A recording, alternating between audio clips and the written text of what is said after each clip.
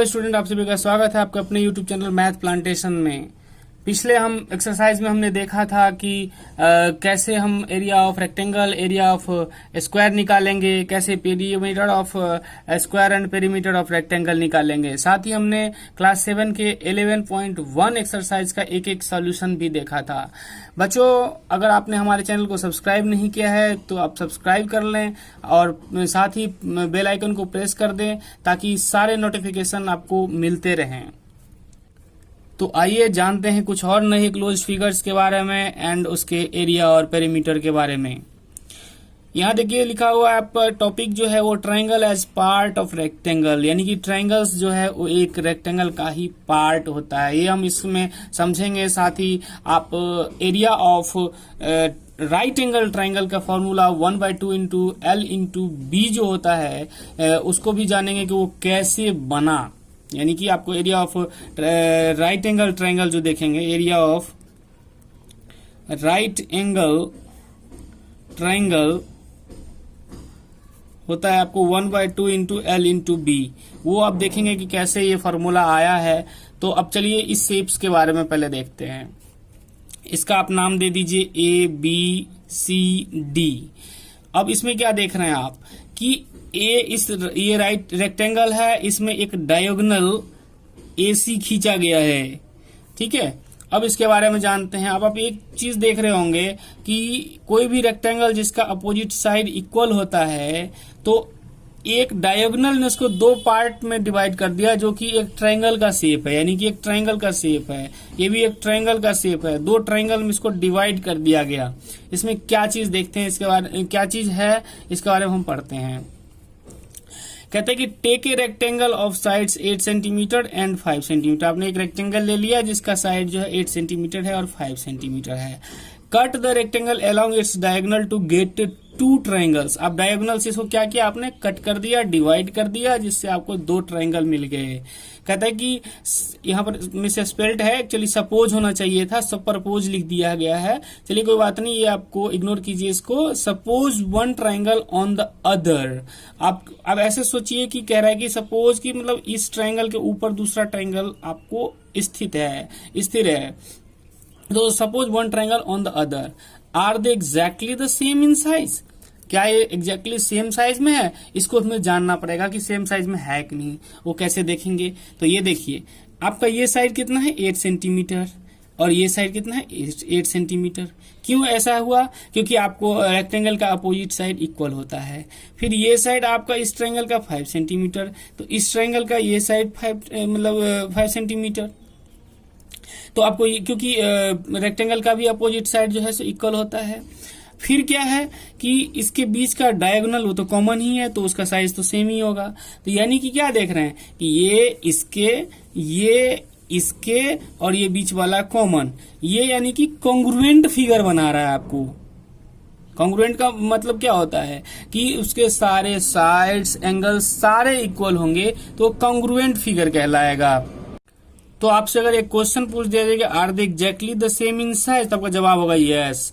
Can you say that both the triangle are equal in area, तो आपका जवाब होगा यस। क्योंकि ये एक प्रकार का मैंने पहले भी बता दिया आपको कि ये कॉन्ग्रुएंट फिगर बना रहा है आपको। यानी कि इसके करस्पॉन्डिंग साइड यानी 5 सेंटीमीटर तो ये 5 सेंटीमीटर, ये मतलब यानी कि 8 सेंटीमीटर तो ये भी 8 सेंटीमीटर, और ये तो कॉमन ही हो गया। तो यानी कि इसके एंगल सेम है, इसके साइड सेम है, तो ऑब्वियसली इसके एरिया भी सेम होगा और ये कॉन्ग्रुएंट होगा।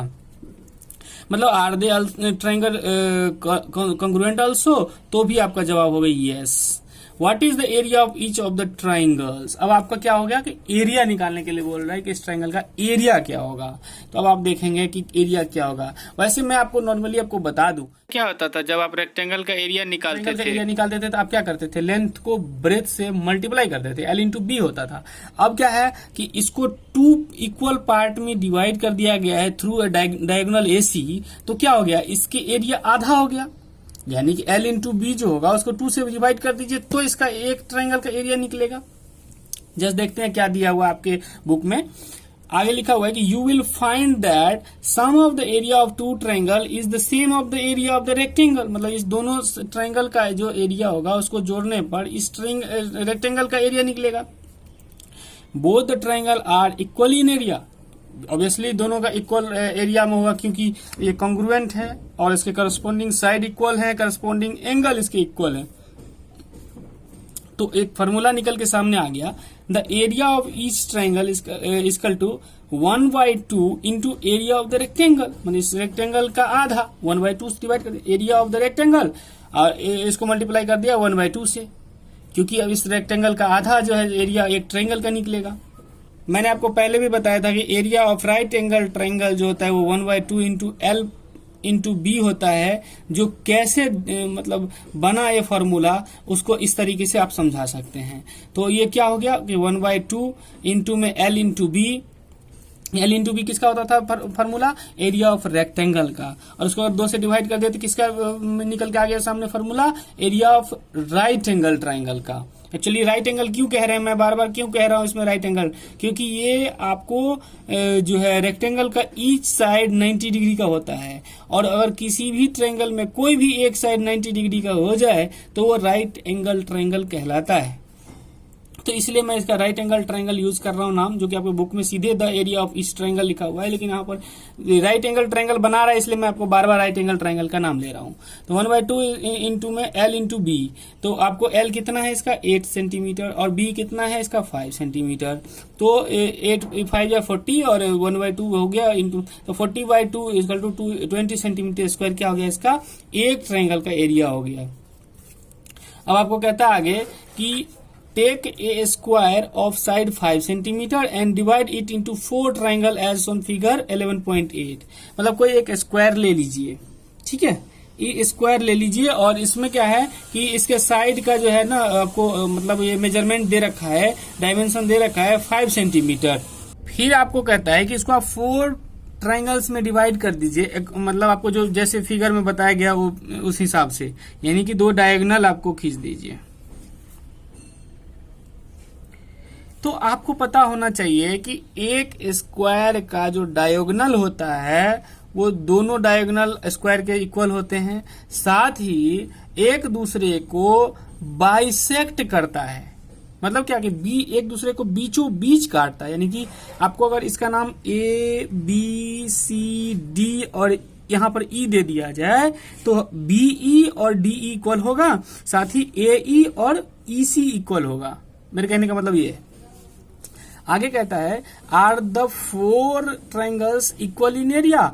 बिल्कुल, आपको मैंने क्या बताया कि एई और ईसी इक्वल होगा, बीई और ईडी इक्वल होगा, यानी कि ये चारों पार्ट जो है ना ये भी इसके इक्वल होगा और ये इसके इक्वल, मतलब चारों इक्वल होंगे। साथ ही आपको चूंकि ये स्क्वायर का साइड है इसलिए ये भी सारे इक्वल होंगे। तो ये जो है ये चारों एक दूसरे का कांग्रुएंट ट्रायंगल बन जाएगा, और एक दूसरे का कांग्रुएंट ट्रायंगल होगा तो ये ऑब्वियसली जो है इसका इस साइड मतलब एरिया जो है वो इक्वल होगा।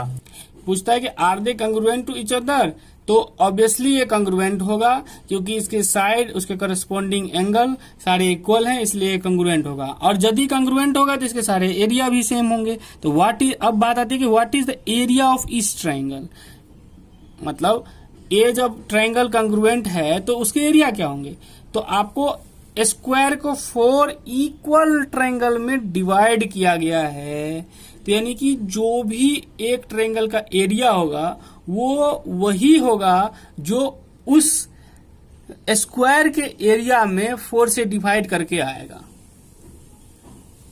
तो द एरिया ऑफ इस ट्रायंगल, एक ट्रायंगल का एरिया क्या होगा, तो एरिया ऑफ स्क्वायर, इस एरिया स्क्वायर का एरिया, और उसको 4 से डिवाइड कर दीजिए तो आपका एक ट्रायंगल का एरिया निकल के सामने आ जाएगा।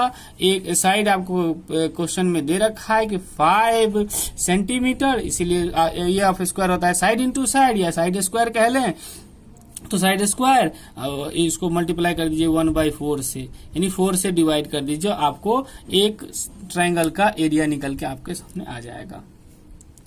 आगे देखते हैं कुछ और भी बातें। कहता है कि generalising for other congruent parts of rectangle. अब थोड़ा सा इसको जनरलाइज करने के लिए बोल रहा है, यानी कि कुछ नया क्लोज्ड फिगर के बारे में भी जानने के लिए बोला जा रहा है। यहाँ तो आपने एरिया ऑफ ट्रायंगल देखा, अब देखिए जरा सा, एक आपको रेक्टेंगल है उसको मतलब कहा जाएगा कि इस तरीके से डिवाइड कर दीजिए ई और एफ में कि ए ई और एफ सी सेम रहे, बी एफ और ई डी सेम रहे, और ए बी और डी सी तो सेम रहेगा ही, क्योंकि ये जो है रेक्टेंगल का अपोजिट साइड है। इस तरह से एक फिगर बना लीजिए, और उसके बारे में क्या कहता है जरा जानते हैं। A rectangle of length 6 centimetre and breadth 4 centimetre is divided into 2 parts as shown in the figure 11.9। इसको इस तरह से 2 पार्ट में डिवाइड कीजिए। आपको रेक्टेंगल का डायमेंशन दे रखा है, टोटल ये 6 सेंटीमीटर है, तो ये भी होगा 6 सेंटीमीटर, और ये 4 सेंटीमीटर का डायमेंशन है, तो ये भी होगा 4 सेंटीमीटर। उसको 2 पार्ट में ऐसे डिवाइड कीजिए कि कहता है कि trace the rectangle on another paper and cut off the rectangle along E F two divide into 2 parts. कहता है कि आप इस रेक्टेंगल को फिर किसी और पेपर पर ट्रेस कीजिए और उसको कट करके ई एफ मतलब ई एफ एक लाइन खींच के डिवाइड कीजिए और उसको 2 पार्ट्स में। कहता है कि suppose 1 part on the other, मतलब एक पार्ट जो है दूसरे के ऊपर है, see if they match you may have to rotate them. अगर आपको मैच करना है तो आप रोटेट कर सकते हैं, यानी कि इस पार्ट को आप यहाँ लेके आ जाइए, मतलब पलट दीजिए, रोटेट कर दीजिए, और इस 4 सेंटीमीटर इस यहाँ पे ले आइए, और ये तो कॉमन है ही, तो आपको ये जो क्लोज्ड फिगर है ना वो इसके ऊपर आ जाएगा और एक दूसरे ये बराबर हो जाएंगे, यानी कि ये दोनों फिगर भी एक दूसरे का कंग्रुएंट हो जाएगा। तो कहता है कि आर दे कंग्रुएंट? बिल्कुल यस, आपका जवाब होगा yes. The 2 parts are congruent to each other, so the area of one part is equal to the area of other part। यानी कि इसका जो एरिया होगा वही इसका एरिया होगा। यानी कि इसमें क्या हो गया कि एक ट्रायंगल का जो एरिया होगा उसको 2 से डिवाइड कर दीजिए, तो आपका एरिया जो है of this shape and area of this shape निकल जाएगा। तो therefore the area of each congruent part, मतलब एक कंग्रुएंट पार्ट की बात हो रही है, यहाँ ट्रायंगल नहीं है, ये क्वाड्रिलेटरल एक्चुअली, इसमें 4 साइड है, ध्यान देंगे। तो इस क्वाड्रिलेटरल का जो एरिया निकलेगा वो भी निकलेगा the area of rectangle into में 1/2, यानी कि 2 से डिवाइड कर देने पर एरिया ऑफ ट्रायंगल में, तो आपको एरिया ऑफ 1 कंग्रुएंट पार्ट निकल जाएगा, यानी कि एक कंग्रुएंट इसका एरिया, तो दूसरे का भी वही होगा, सेम होगा। इसी तरीके से आपको कुछ एक्टिविटी करने के लिए दिया गया है। यहाँ देखिए सारे रेक्टेंगल शेप में है, आपको बोल भी रहा है कि each of the following rectangles of length 6 centimetre breath 4 centimetre, यानी कि लेंथ 6 सेंटीमीटर और 4 सेंटीमीटर ब्रेथ, तो इनकी डायमेंशन दे रखा है और उसको मतलब कंग्रुएंट पॉलीगन में डिवाइड कर रखा है, समझ रहे हैं। यानी कि ये 6 पार्ट में डिवाइड कर दिया, 6 का 6 कंग्रुएंट है, ये 4 पार्ट में चारों कंग्रुएंट है, ये 2 पार्ट में दोनों कंग्रुएंट है, ये भी 2 पार्ट में दोनों कंग्रुएंट है, ये 1 2 3 4 5 6 7 8 पार्ट में ये भी कंग्रुएंट है। तो आपको क्या करना है, अगर इसका एरिया निकालना होगा तो आपका डायमेंशन दे रखा है और उसको जितने पार्ट में डिवाइड किए गए उसे डिवाइड कर दीजिए, आपका जो है सो एक मतलब कंग्रुएंट पार्ट का पॉलीगन का जो है आपका एरिया निकल के सामने आ जाएगा। अब हम बात करते हैं एरिया ऑफ पैरेललोग्राम की। पैरेललोग्राम और रेक्टेंगल में बच्चों बहुत कुछ समानता ही है, बस थोड़ा अंतर है कि रेक्टेंगल में सारे एंगल जो हैं वो 90 होते हैं, बट यहाँ पर पैरेललोग्राम में सारे एंगल 90 डिग्री के नहीं होते हैं। इसमें बस अपोजिट एंगल इक्वल होता है, अपोजिट साइड इक्वल होते हैं। देखते हैं क्या लिखा हुआ है पैरेललोग्राम के बारे में, फिर इसके बारे में इसके एरिया कैसे निकालते हैं, फिर इसके पेरीमीटर कैसे होगा वो सारा जानेंगे। एक बात और है बच्चों, पैरेललोग्राम में जैसे कि नाम से ही स्पष्ट है कि इसके अपोजिट साइड पैरेलल होते हैं, इसीलिए इसे पैरेललोग्राम कहा जाता है। अब हम इसके बारे में देखते हैं कि क्या लिखा हुआ है। कहता है कि we come across many shapes other than square and rectangle, मतलब यानी कि केवल और रेक्टेंगल और स्क्वायर ही नहीं है, मेंस्ट्रुएशन में और भी बहुत सारे शेप्स हैं। चलिए इसके बारे में हम देखते हैं। कहता है how will you find the area of land which is in parallelogram in shape. अगर से किसी पैरेललोग्राम शेप में आपके लैंड का मतलब एरिया निकालना हो तो कैसे निकालेंगे। Let us find a method to get the area of a parallelogram. चलिए कोई ऐसा मेथड देखते हैं जिसमें एरिया ऑफ पैरेललोग्राम कैसे निकालें। कहता है कि can a parallelogram be converted into rectangle of equal area. क्या आप पैरेललोग्राम को भी रेक्टेंगल में कन्वर्ट कर सकते हैं? तो जी, इसके बारे में हम देखते हैं आगे क्या कहता है। कर सकते हैं, वैसे मैं बता रहा हूं। Draw a parallelogram on a graph paper, यानी कि एक पैरेललोग्राम कहता है कि ग्राफ पेपर पे आप बना लीजिए, देख रहे होंगे। उसका अर्थ कहता है कि कट आउट द पैरेललोग्राम इसको मतलब कट कर लीजिए। फिर यहां से कहता है draw a line from one vertex of the parallelogram perpendicular to opposite side, यानी कि एक आप लाइन खींचिए जो कि कहता है कि परपेंडिकुलर होना चाहिए। बच्चों, परपेंडिकुलर लाइन का मतलब होता है कि वो किसी भी साइड पर जो परपेंडिकुलर है वो 90 डिग्री का एंगल बना देगा वो, यानी कि 90 डिग्री का एंगल बन जाएगा, ये 90 डिग्री का एंगल हो जाएगा। परपेंडिकुलर अपोजिट साइड पर जैसे एक परपेंडिकुलर खींचने के लिए बोल रहा है आपको। फिर कहता है कि कट आउट द ट्राइंगल, अब इस ट्राइंगल को कट करके और फिर कहता है move the triangle to the other side of the parallelogram, इस ट्राइंगल को कट करके इसको रोटेट कर दीजिए और इस साइड ले आइए, यानी कि ये क्या हो जाएगा। अब ये अगर इसको ढक दीजिए तो क्या देख रहे हैं आप, ये साइड केवल और केवल बच रहा है, इधर ट्राइंगल कट हो गया और उसको वो इस साइड आकर के जोड़ दीजिए, क्योंकि देख रहे हैं यहाँ पर एक खाली खाली पार्ट लग रहा है जो इसमें किया गया। आपको देखिए यहाँ पर ये ट्राइंगल लेकर के इसमें ऐड कर दिया। अब ये क्या दिख रहा है आपको, एक रेक्टेंगल दिख रहा है, यानी कि पैरेललोग्राम जो था उसको आपने क्या कर दिया, कन्वर्ट कर दिया रेक्टेंगल में। और वो मैंने आपको बताया था। अब देखिए इसका जो है ना सारा साइड आपको 90 डिग्री दिख रहा होगा, ये रेक्टेंगल की खासियत होती है। और बट पैरेललोग्राम में केवल अपोजिट साइड इक्वल होगा, ये अपोजिट साइड इक्वल होगा, अपोजिट एंगल इक्वल होगा और अपोजिट साइड भी इक्वल होगा, बस इसमें ये है।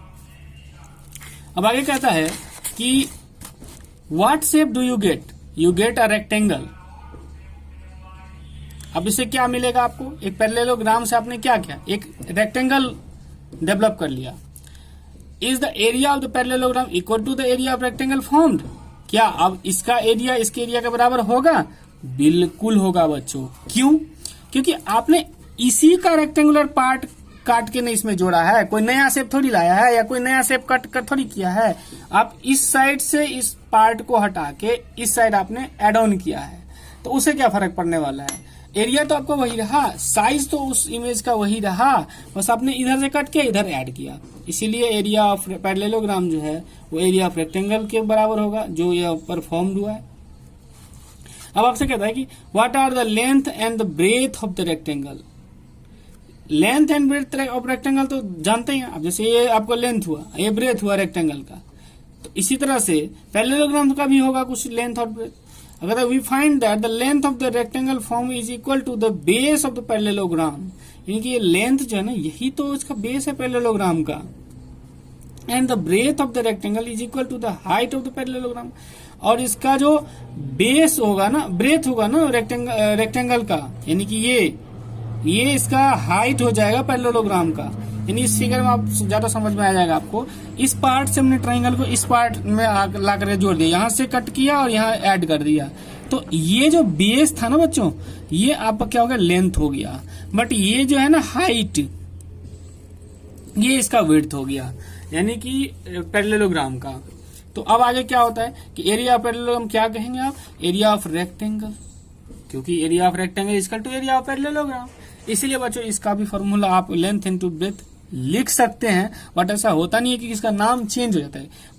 लॉजिक वही है, लेंथ को ब्रेथ से ही मल्टीप्लाई करते हैं, बट यहाँ लेंथ का नाम चेंज हो जाता है और बेस हो जाता है, और ब्रेथ का नाम हाइट हो जाता है, क्योंकि ये जो ब्रेथ है ना वो हाइट यहाँ पर कहलाएगा, और ये जो बेस था ना वो इसका लेंथ कहलाएगा। तो लेंथ इंटू ब्रेथ कहें या बेस इंटू हाइट कहें, लॉजिक तो वही है, बट नाम हो गया चेंज। तो आपका एक फॉर्मूला और निकल के आ गया, area of parallelogram equal to base into height. बच्चों area of parallelogram equal to base into height.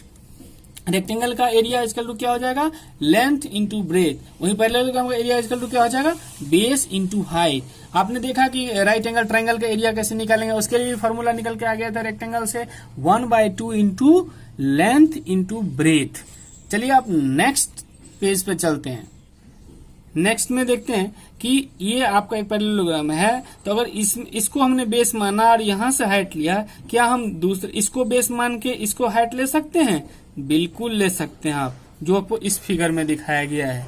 तो आप किसी भी साइड से आप उसका बेस मान सकते हैं और कहीं से भी परपेंडिकुलर लेकर के उसका हाइट ले सकते हैं।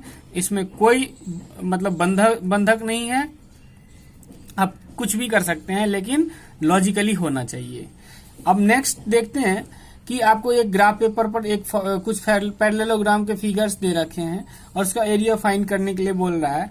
तो मैंने आपको एक्सरसाइज 10.2 में भी बताया था आपको क्लास 6 में कि ये कुछ एस्टिमेटेड होता है। उसी तरह से आप यहाँ पर देख रहे होंगे कि आपको क्या है कि जितना स्क्वायर इसमें यूज हुआ है उतना यूनिट बेस मान लिया, जितना हाइट में जितना स्क्वायर यूनिट यूज हुआ है वहां उसको मतलब हाइट मान लिया उतना यूनिट, और उससे लेंथ इंटू ब्रेथ करके या आपको बेस इंटू हाइट जो पैरेललोग्राम का फॉर्मूला है उस लॉजिक से अगर देखेंगे तो बेस इंटू हाइट करके एरिया निकाल लिया और आपको उसका पेरीमीटर निकालना है। तो मैंने पेरीमीटर के लिए आपको कई बार बता रखा हूं बच्चों कि पेरीमीटर निकालने के लिए उसकी बाउंड्री को ऐड कर दीजिए। तो इसमें भी अपोजिट साइड इक्वल होता है पैरेललोग्राम में भी, इसीलिए इसका भी जो पेरीमीटर ऑफ पैरेललोग्राम होगा वो जस्ट पेरीमीटर ऑफ रेक्टेंगल के बराबर ही होगा। 2 इंटू वहां पर लेंथ प्लस ब्रेथ हो जाता था, यहाँ 2 इंटू बेस प्लस हाइट हो जाएगा।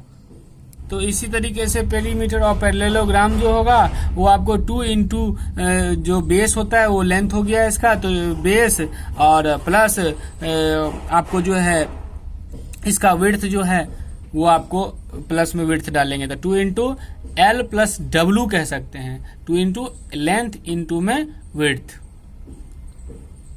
तो हमने देखा कि एरिया ऑफ पैरेललोग्राम कैसे निकाला था, पेरीमीटर ऑफ पैरेललोग्राम कैसे निकाला था। अब हम बात करेंगे एरिया ऑफ ट्रायंगल की। तो दिया हुआ है कि a gardener want to know the cost of covering the whole of triangular garden with grass. यहाँ पर एक ट्रायंगुलर गार्डन है उसमें ग्रास से वो भरा हुआ है। अब क्या है कि in this case we need to know the area of the triangular region. अब इस केस में आपको अगर आपको पूछा जाए कि मतलब वो गार्डनर जो है ना इसका कॉस्ट जानना चाहता है कि इस एरिया का मतलब इस ग्रास का कॉस्ट क्या है लगाने का, तो आपको पहले एरिया पता होने का कि एरिया के बेस पे ही आपको कॉस्ट निकाल पाएंगे कि कितना कॉस्टिंग का जैसे घास लगेगा इसमें। कहते हैं let us find the method to get the area of the triangle.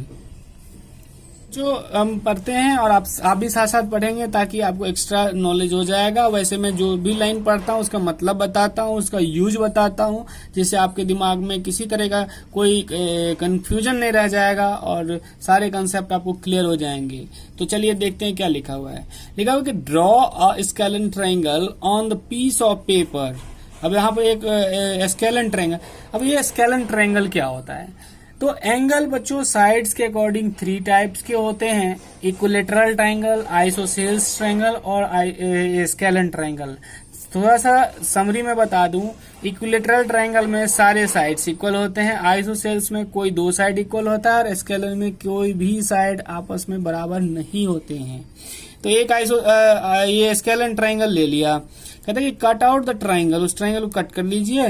Place this triangle on another paper, दूसरे पेज पे पेपर पे उसको ट्रेस करके फिर उसको एक दूसरा ट्रायंगल भी कट कर लीजिए सेम साइज का और रख करके।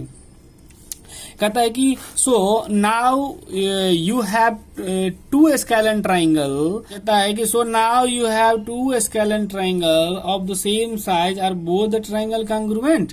ऑब्वियसली कांग्रुएंट होगा, आपने उसकी उसी के साइज के अकॉर्डिंग दूसरा ट्रायंगल आपको ट्रेस उन्हें पेपर पे रख के आपने उसको जैसे काटा है तो दूसरा उसका सारा साइड्स इक्वल होगा, सारे एंगल इक्वल होंगे, तो ऑब्वियसली वो कांग्रुएंट होगा। कहता है कि suppose one triangle on the other so that they match, you may have to rotate one of the 2 triangles। अब इसको रोटेट कर दीजिए और दूसरे को ज्वाइंट कर दीजिए। देख रहे हैं ना 2 ट्रायंगल को फिर यहाँ पर क्या किया गया, ज्वाइंट कर दिया गया, तो ये पैरेललोग्राम का शेप ले रहा है। कहता है कि now place both the triangle such that a pair of corresponding sides is joint as on figure 11.14 is the figure thus form parallelogram. बोलेंगे यस, इस फिगर से एक पैरेललोग्राम फॉर्म्ड हो गया। Compare the area of each triangle to the area of the parallelogram. अब compare कीजिए तो क्या होगा कि इस दोनों ट्रायंगल का जो एरिया होगा अगर उसको सम कर देंगे तो एक पैरेललोग्राम का एरिया निकल जाएगा। इसका मतलब कि इस पूरे पैरेललोग्राम के एरिया को अगर आधा कर देंगे तो इस एक ट्रायंगल का एरिया निकल जाएगा। कहते हैं कि compare the base and height of the triangle with the base and height of the parallelogram. अब इस ट्रायंगल का जो बेस होगा, यानी कि ये बेस होगा और ये हाइट होगा, वही तो आपको एक पैरेललोग्राम का भी अगर इस साइड से उसको बेस माने तो हाइट भी होगा, तो सेम होगा। यानी कि the base and the height of the triangle are the same as the base and the height of the parallelogram respectively. मैंने बताया ही है आपको कि ये सेम होगा, दिखा भी दिया इससे पहले, आपको बताया भी है पीछे कि वो सेम होता है। तो क्या होगा, एरिया ऑफ इस ट्रायंगल क्या होगा, 1/2 इंटू एरिया ऑफ पैरेललोग्राम, यानी कि पैरेललोग्राम के एरिया का आधा होगा। पैरेललोग्राम एरिया क्या होता है, बेस इंटू हाइट होता है, 2 से डिवाइड कर दीजिए, उस ट्रायंगल का जो एरिया निकल के आ जाएगा। इसीलिए एक ट्रायंगल का एरिया, किसी भी ट्रायंगल का एरिया इक्वल होता है 1/2 इंटू बेस इंटू हाइट। ये फार्मूला फॉर्म हुआ। तो आप मैथ में ये देख रहे हो बच्चे कि कोई भी फार्मूला बिना लॉजिक के फॉर्म नहीं हुआ है। अब आप फार्मूला को रटने के बजाय थोड़ा सा कंसेप्ट के ऊपर देखा होगा, आपने ध्यान दिया होगा, तो पैरेललोग्राम से आपको ये फार्मूला निकल के आ गया एक ट्रायंगल का, जो कि नॉर्मल किसी भी ट्रायंगल का होता है। आपने देखा कि रेक्टेंगल से कट के आ गया था राइट एंगल ट्रायंगल का 1/2 इंटू लेंथ इंटू ब्रेथ, ये आपका रेक्टेंगल ट्रायंगल का फार्मूला निकल के आ गया था सामने। तो इस तरह से आपको कोई भी फार्मूला जो आया है वो इस तरीके से ही आया है, कोई ना कोई लॉजिकली मतलब फार्मूला फॉर्म्ड हुआ है। अब आगे कहता है कि कुछ मतलब ट्राई दीज, कहता है कि try the above activity and different types of with different types of triangles, मतलब अलग अलग ट्रायंगल से के साथ आप अपना एक्टिविटी कीजिए। ठीक है बच्चों, ये आपके करने की चीज है, थोड़ा सा करेंगे। अगर दिक्कत होगा तो कमेंट बॉक्स में लिखेंगे। उसके लिए अगर कोई आपको कंफ्यूजन होगा तो हम एक छोटा सा वीडियो लेकर के आ जाएंगे और आपको समझा देंगे। कहते हैं कि take different parallelograms, divide each of the parallelograms into two triangles by cutting along any of its diagonal. Are the triangle congruent? Obviously congruent होगा। आप यदि किसी पैरेललोग्राम को आप डिवाइड कीजिए 2 ट्रायंगल्स में, मतलब along with any of its diagonal, किसी भी साइड से डायगोनल खींच करके, तो ऑब्वियसली कंग्रुएंट होगा, क्योंकि इसके अपोजिट साइड इक्वल होते हैं। और साथ में आपने जो डायगोनल खींचा वो कॉमन होगा, तो कंग्रुएंट होगा ही होगा। अब इस फिगर की बात करता है इसमें कि in the figure 11.15 all the triangles are on the base of, यानी कि इस बेस पे खड़ा है, यानी कि 6 सेंटीमीटर पे।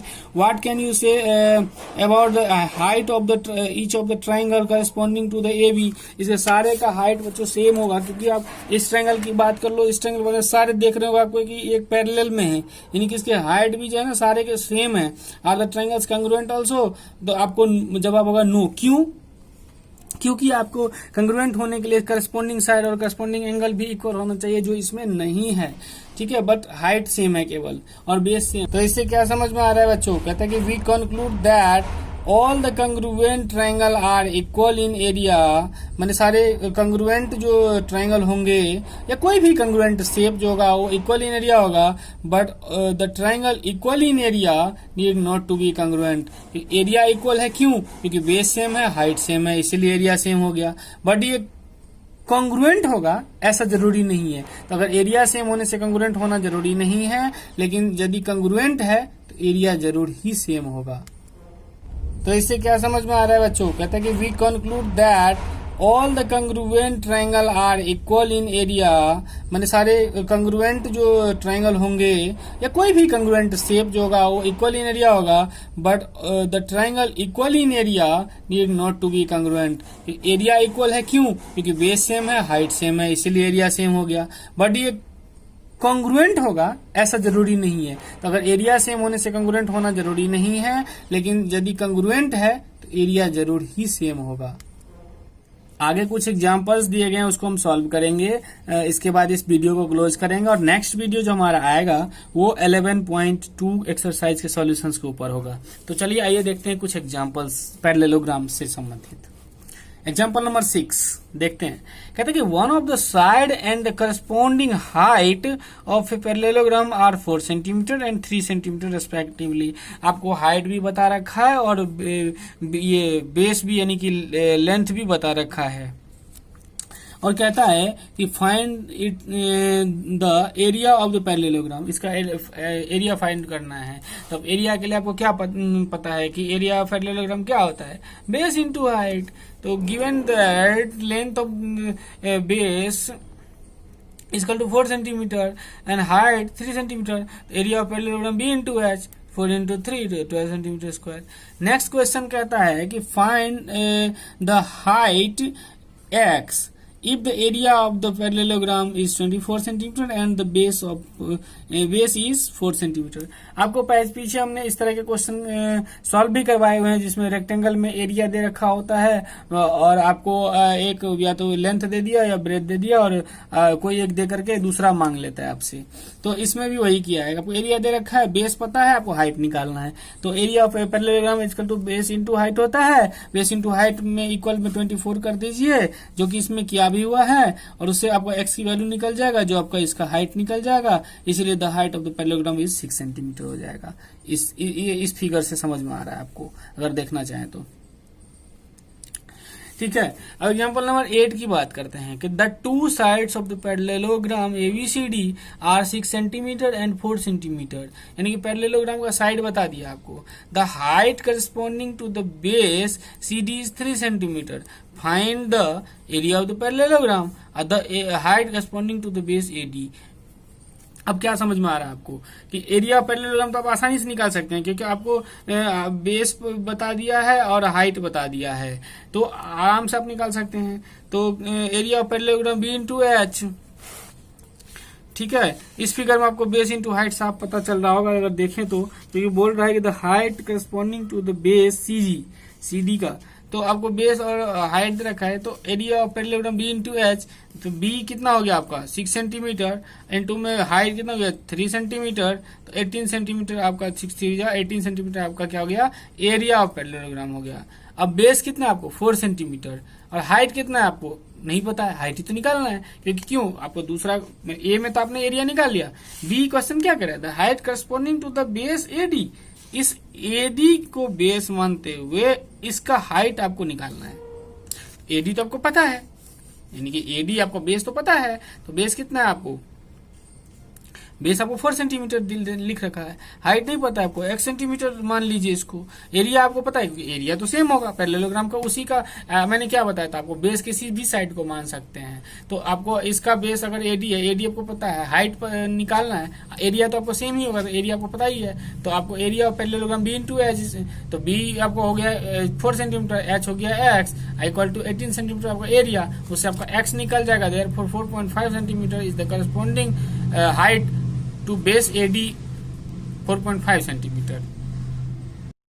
इसी तरीके से बच्चों आपको एग्जाम्पल नंबर 9 में क्या है, 2 फिगर दिया हुआ है, अब देख रहे होंगे आपको क्या है कि इसमें हाइट भी दे रखा है और बेस भी दे रखा है। एरिया ऑफ ट्रायंगल निकालना है, क्योंकि हाइट आपको पता है, बेस पता है, तो आपको क्या होता है कि 1/2 इंटू बेस इंटू हाइट। अभी फॉर्मूला में पीछे पढ़ा था, तो आपको 1/2 आपको इंटू बेस क्या हो गया 4 सेंटीमीटर, हाइट क्या हुआ 2 सेंटीमीटर, तो आपको 1 इंटू बेस इंटू हाइट जो है 1/2 into base into height equal to 4 centimetre square हो गया। अब एरिया ऑफ ट्रायंगल क्या है, एरिया ऑफ ट्रायंगल देख लीजिए, इस दूसरे B के बारे में चर्चा कर रहे हैं। 1/2 इंटू बेस पता है और हाइट पता है, तो एरिया ऑफ ट्रायंगल हो जाएगा 1/2 into 3 centimetre into 2 centimetre equal to 3 centimetre square. अब क्या है, एग्जाम्पल नंबर 10 कहता है कि find BC the area of the triangle ABC। इसका एरिया दे रखा है 36 centimetre square and height AD is 3 centimetre. अब उसको क्या निकालना है आपको, उस ट्रायंगल का आपको क्या फाइंड करना है, BC फाइंड करना है, मतलब बेस फाइंड करना है। तो आपको पता है एरिया दे रखा है, हाइट दे रखा है, तो बेस तो आराम से निकल जाएगा। Area of triangle 1/2 into base into height 36 centimetre equal to 1/2 into B आपको नहीं पता है, हाइट पता है 3 सेंटीमीटर, इससे आपका B निकल जाएगा, B equal to 36 into 2/3 24 centimetre. Example number 11 कहता है कि इन PQR PR 8 सेंटीमीटर दे रखा है आपको, यानी कि P और R दे रखा है 8 सेंटीमीटर, और QR दे रखा है QR दे रखा है 4 सेंटीमीटर, PL दे रखा है आपको 5 सेंटीमीटर। ठीक है, तो आपको find the area of PQR। तो बेस पता है आपको, हाइट पता है आपको, तो 1/2 into base into height 1/2 into 4 centimetre, height 5 centimetre equal to 10 centimetre square जो है आपका ये आंसर हो जाएगा। अब क्या है कि अब आपको QM निकालना है, मतलब इसको निकालना है, तो एरिया तो वही होगा 10 सेंटीमीटर स्क्वायर, तो आपको दूसरा जो है ना QM निकालना है। QM निकालने के लिए क्या है कि आपको 10 centimetre square equal to base क्या आपका 8 सेंटीमीटर और हाइट क्या है नहीं पता है आपको, हाइट तो आपका QM है, तो QM इक्वल टू क्या निकालोगे आप 10 सेंटीमीटर स्क्वायर बटे में 8 सेंटीमीटर, और 2 4 जा 8 2 5 जा 10 5/4 यानी 1.25 सेंटीमीटर। ये थे बच्चों कुछ एग्जांपल्स पैरेललोग्राम और ट्रायंगल्स के एरिया निकालने के और उसके पेरीमीटर जानने के। नेक्स्ट वीडियो में 11.2 एक्सरसाइज का सॉल्यूशन होगा। आप हमारे सारे वीडियो देखें, हमारे चैनल को लाइक, सब्सक्राइब और शेयर जरूर करें और साथ ही बेल आइकन को प्रेस करें ताकि सारे लेटेस्ट वीडियो आपको मिलते रहें। Thank you, thanks for watching बच्चों, थैंक यू।